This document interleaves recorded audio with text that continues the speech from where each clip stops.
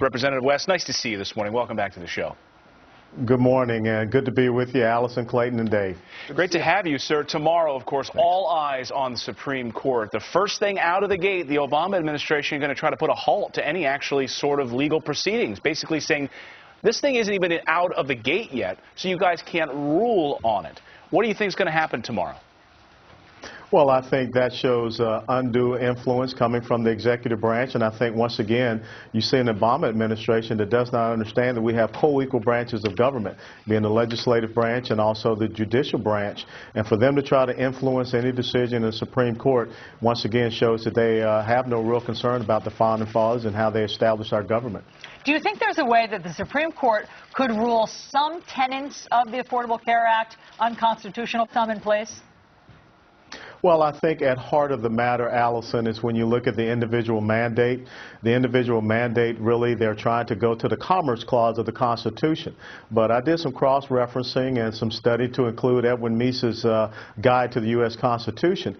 And the word commerce, as it was written and understood back then, really talked about trade practices. So the Commerce Clause talks about regulating trade practices and fair trade practices between the federal government or Congress and other states, other nations, and then the Indian tribes. If we were to believe that the United States federal government now has the right to mandate the private American individual citizen to buy a certain type of private sector commodity or be fined because of it, that goes against everything that Thomas Jefferson believed back when he wrote the Declaration of Independence that talked about the inalienable rights that come from our Creator, which is life, liberty, and the pursuit of happiness. Of course, John Locke originally called that property. Interesting piece by George Will this morning about this going against decades and decades of contract law as well in the United States. But I want to ask you about, if this is ruled constitutional by the Supreme Court, is there any chance that the GOP can, as the candidates are promising, repeal it, short of having the Senate, the House, and the White House? Well, I think you ask a very interesting question, because really the Obama administration and truly the liberal disciples are in an untenable position, because either the Supreme Court does as they should do, without a doubt, and I think it should be a unanimous decision to say that the Independent Payment Advisory Board, the individual mandate, are not just unconstitutional, they really are anti-constitutional, because they inject the government into probably our most personal decision, that's about our life.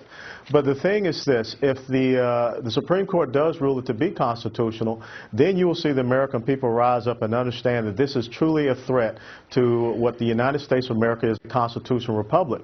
And you probably will see a change in the presidency, the Senate, and the maintaining of the House under the GOP, so that we can repeal this as well as some other very onerous legislation that was passed into law. Well, that all starts, of course, tomorrow, so Fox News will be covering it from wall to wall, your coverage of what happens with the Affordable Care Act. But also on Friday, the president was out there in Oklahoma talking about the southern portion of the Keystone Pipeline, saying he's going to cut through red tape and get this process going. Of course, still at issue is the northern portion of the Keystone Pipeline, and critics say the president has blocked this at every turn. Is the president wrong for getting credit for this now?